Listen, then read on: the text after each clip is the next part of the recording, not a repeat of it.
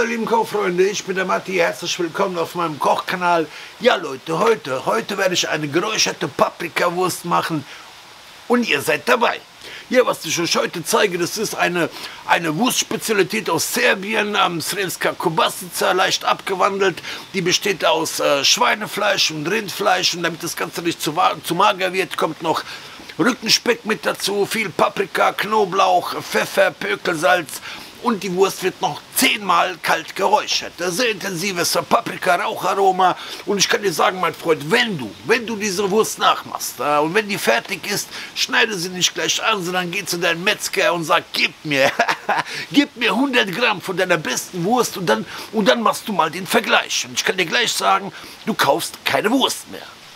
Außer du bist so faul wie ich und machst das trotzdem. Okay, Leute, jetzt habe ich den Mund aber ganz schön voll genommen, und jetzt will ich euch zeigen, was dahinter steckt. Serbische Paprikawurst, das Rezept zeige ich euch jetzt. Ich habe hier 1,2 Kilo Schweinefleisch aus der Oberschale. Dazu kommen noch 400 Gramm Rindfleisch, und damit das Ganze nicht zu mager wird, gebe ich noch 200 Gramm Rückenspeck mit dazu. Ja, bei der Fleischzusammensetzung für serbische Paprikawurst ist ein bisschen Kopfrechnen gefragt. Es kann ja auch sein, dass du eine größere Menge machst, und du brauchst immer 3 Teile Schweinefleisch, 1 Teil Rindfleisch, und wie gesagt, damit das Ganze nicht zu mager wird, kommt noch Rückenspeck dazu. Davon brauchst du exakt die Hälfte vom Rindfleischgericht. Und dann wird das Ganze gut. Das Fleisch werde ich jetzt in Würfel schneiden, und dann werde ich das ungefähr für 1 Stunde lang anfrieren im Gefrierschrank, damit sich das besser wolfen lässt, weil beim Wolfen entsteht ja auch Hitze, und dann werden wir es weiterverarbeiten. Das Fleisch wurde nun leicht angefroren und ist jetzt bereit zum Wolfen. Ich nutze die große Lochscheibe, da die serbische Paprikawurst eine grobe Wurst ist. Aber wenn ihr die Wurst gerne etwas feiner mögt, dann könnt ihr das Fleisch auch gerne zweimal wolfen. Halt durch die feinere Lochscheibe. Und es kommt noch eine Zutat hinzu. Ich habe hier 6 Knoblauchzehen, die gebe ich mit dazu. Und die werden mit dem Fleisch zusammen gewolft.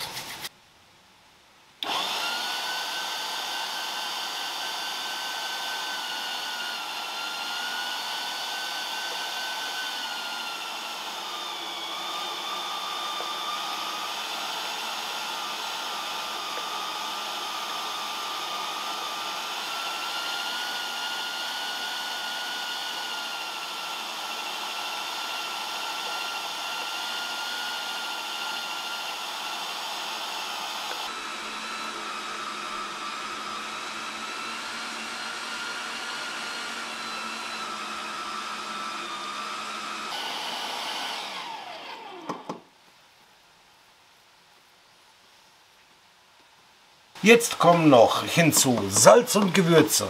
Ich habe hier Pökelsalz. Es ist ganz wichtig, dass ihr die exakte Menge abwiegt. Pro Kilo Fleisch 25 Gramm Pökelsalz. Ich habe insgesamt 1,8 Kilo Fleischmasse, deswegen habe ich 45 Gramm Pökelsalz abgewogen, und das gebe ich jetzt dazu. Die Gewürze sind spartanisch, aber die haben es in sich. Ich habe hier 2 Esslöffel süßes Paprikapulver und 2 Esslöffel scharfes Paprikapulver. Ich nutze Aleva Paprikapulver aus Serbien, das ist wirklich klasse. Und dazu noch 2 Teelöffel grob gemörserten schwarzen Pfeffer.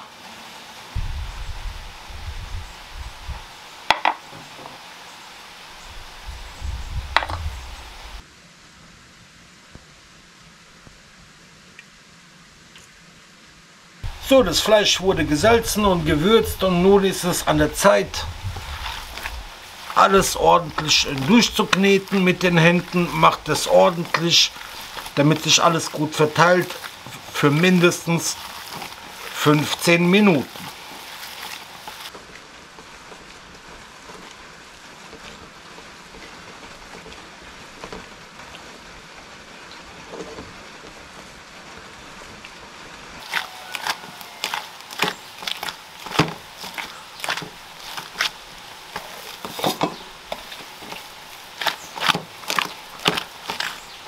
So, nachdem ihr das Fleisch mindestens 15 Minuten lang gut durchgeknetet habt,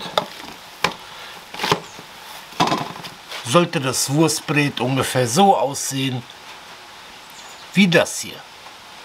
So, nachdem das Fleisch gut durchgeknetet wurde, bringe ich es in Form, lege es auf Frischhaltefolie und wickele es damit ein.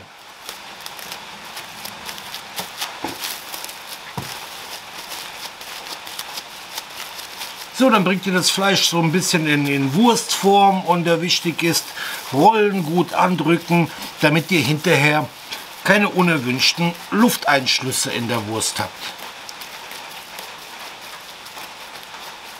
So. Und jetzt lege ich die Rolle für ungefähr 2 Stunden in den Gefrierschrank wieder, damit das Ganze etwas anfriert. Ja, liebe Kochfreunde, jede Wurst, die was auf sich hält, die braucht auch eine Hülle. Und normalerweise nimmt man Naturdarm und füllt das Wurstbrät mit dem Wurstfüller in den Darm. Ich mache das nicht. Ich verwende Muhlbinden extra breit, ganz normale Muhlbinden. Die haben den Vorteil, die sind steril, atmungsaktiv. Und wenn du möchtest, kannst du dem Ganzen noch eine schöne Pfefferkruste oder Gewürzkruste verpassen und mit der Muhlbinde fixieren. Nachdem ihr das Fleisch gut durchgeknetet habt, formt ihr eine Rolle von der gewünschten Größe, umwickelt das Ganze mit der Muhlbinde und zum Schluss fixiert ihr das Ganze nochmal mit einem Fleischernetz.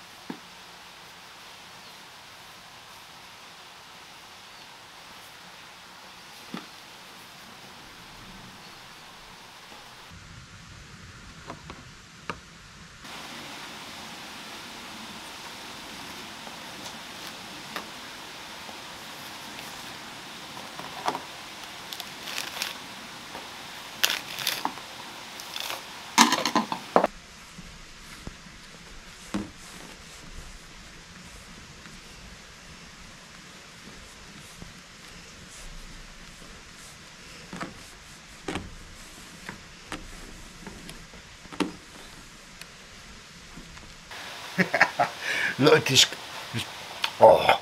ich kann euch sagen, das wird gut. Ja, nun beginnt die Reifephase und normalerweise würde ich die Wurst hier draußen hängen lassen. Allerdings ist es noch viel zu warm, viel zu feucht und relativ windstill. Deswegen hänge ich die Wurst jetzt in den Gewölbekeller für eine Woche und damit die erstmal antrocknet und damit sich der Salzgehalt reguliert und dann werden wir die Wurst das erste Mal kalt räuchern. So, meine lieben Kochfreunde, ich habe die Wurst jetzt hier an der frischen Luft vorgetrocknet. Es ist kalt und windig, was der Wurst zugute kommt. Und jetzt werden wir die Paprikawurst das erste Mal kalt räuchern. Das erste Mal von 10. Die Wurst wird später sehr rauchig. Und es ist ja auch gerade das Tolle an diesen Muhlbinden. Die nehmen das Raucharoma viel besser auf. Die lassen das viel besser durch. Und was meint ihr, wie toll das schmeckt? Schön rauchig, leicht scharf, pikant, mit Knoblauch, Paprika. Das wird eine Hammerwurst, sage ich euch. Und ja, dazu entzünde ich einen Sparbrand mit Buchenholzspänen und dann wird das Ganze 8 bis 12 Stunden geräuchert und dann hängen wir das an die frische Luft.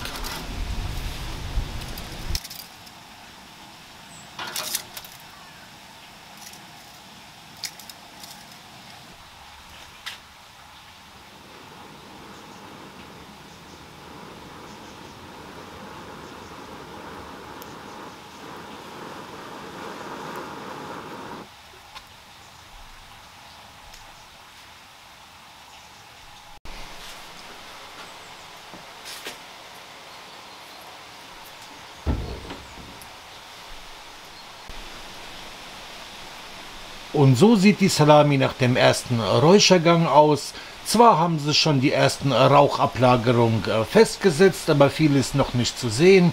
Nach jedem Räuchergang folgt eine Frischluftphase von 24 Stunden, damit sich die Salami entspannen kann und das Fleisch weiter trocknet und sich aromatisiert. Und danach hänge ich es wieder in den Räucherschrank. Das heißt, ein Tag räuchern, ein Tag Pause, ein Tag räuchern und so weiter. Und das Ganze insgesamt 10 Mal.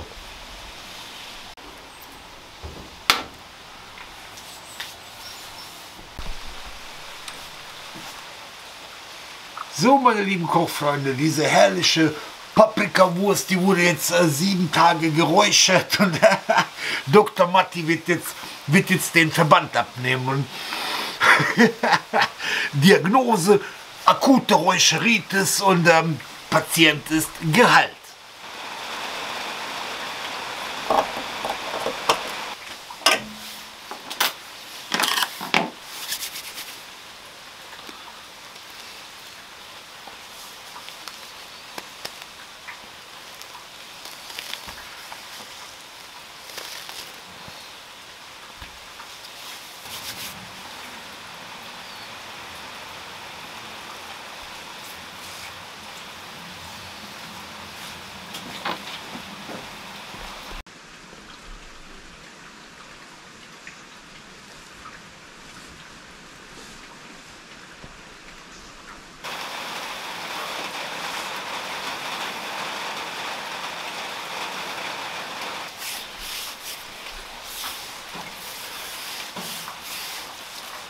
Nachdem ich die Mullbinde abgemacht habe, reibe ich die Paprikawurst nochmal großzügig mit Rum ein. Der Rum gibt der Wurst eine besondere Note und desinfiziert sie gleichzeitig.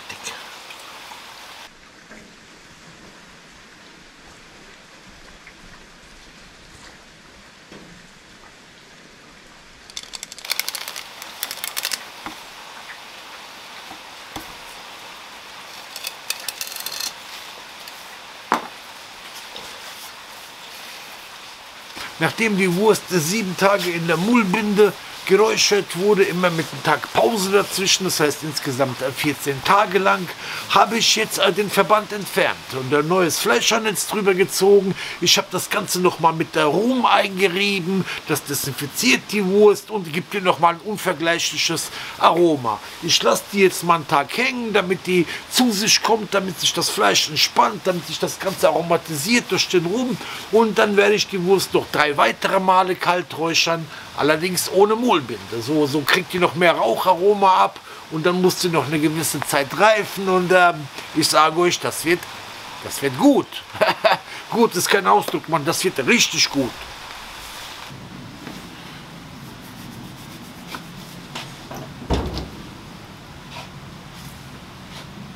So, die Paprikawurst wurde jetzt das 8. Mal geräuchert und Leute, schaut euch das mal an, besser gesagt, ihr könnt es euch leider nur anschauen und nicht riechen, wow. Ja, und jetzt hänge ich die Paprikawurst wieder auf und lasse sie für 12 Stunden hängen, damit die sich weiter aromatisieren kann, die ist noch nicht fertig und 2 Räuchergänge werden wir noch machen. Ja, meine lieben Kochfreunde, die Wurst wurde jetzt 10 Mal geräuchert und wie gesagt, nach jedem Räuchergang folgt eine Frischluftphase von 12 Stunden und ja, jetzt ist die fertig geräuchert und Leute, ich kann euch gar nicht sagen, wie oft ich meine Nase dran gehalten habe, das riecht einfach fantastisch und jetzt muss die Paprikawurst noch etwas reifen, damit die schnittfest wird und noch mehr Aroma gewinnt. Die soll ja noch ein bisschen Flüssigkeit verlieren. Und bevor wir sie reifen lassen, machen wir noch eine Kleinigkeit. Und zwar werde ich die Wurst rundherum mit Olivenöl einpinseln. Ich habe hier ein Schälchen mit Olivenöl und einen Pinsel. Und damit werde ich jetzt die Wurst rundherum einpinseln. Das Olivenöl tragt ihr schön gleichmäßig auf der Wurst auf. Es sorgt dafür, dass die Wurst keinen Trockenrand kriegt und besser ausreift, weil wenn die Wurst außen zu trocken ist, dann reift die nicht mehr aus, dann kann die Feuchte nicht mehr nach außen dringen und deswegen bepinseln wir sie mit Olivenöl. Diesen Vorgang könnt ihr während der Reifung noch ein-, zweimal wiederholen und das gibt der Wurst auch viel mehr Geschmack und eine bessere Konsistenz.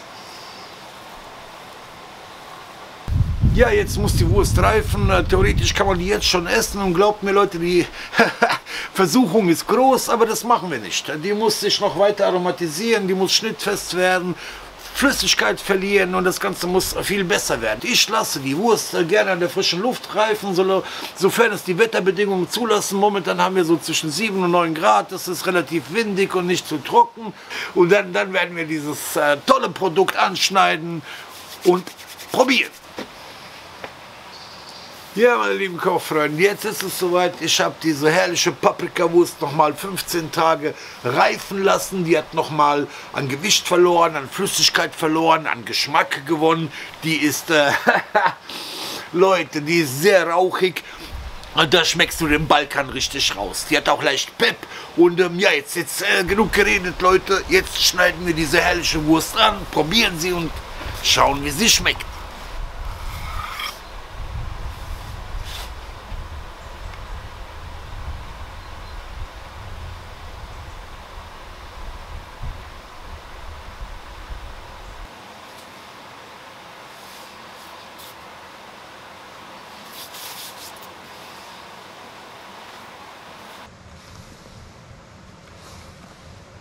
Ja, liebe Leute, das war das Rezept für Srpska kobasica, serbische Paprikawurst. Das ist übrigens eine Wurst, die ich jedes Jahr mache, weil ich kenne keine bessere. Und freue ich mich immer riesig drauf. Und ja, zum Geschmack, was soll ich sagen? Du schmeckst Knoblauch, Paprika, Pfeffer, schmeckst du alles gut durch. Eine sehr intensive Rauchnote und das harmoniert einfach prächtig miteinander. Überhaupt nicht sauer im Nachgang, ganz im Gegenteil. Ob ihr es glaubt oder nicht, das ist jetzt eine Viertelstunde her, dass ich dieses Brötchen gegessen habe und ich habe immer noch total den Geschmack im Mund. Ja, wenn ihr Zeit, Lust und Geduld habt, probiert dieses fantastische Wurstrezept aus. Verändert nichts an den Mengenangaben. Ich kann euch wirklich sagen, es ist irgendwie blöd, sich selber zu loben, aber das ist perfekt. Besser geht es nicht und probier es aus. Schreibt mir einen Kommentar und mal gucken, ob du da noch Wurst kaufst. Ansonsten, Leute, bis zum nächsten Mal. Euer Matti.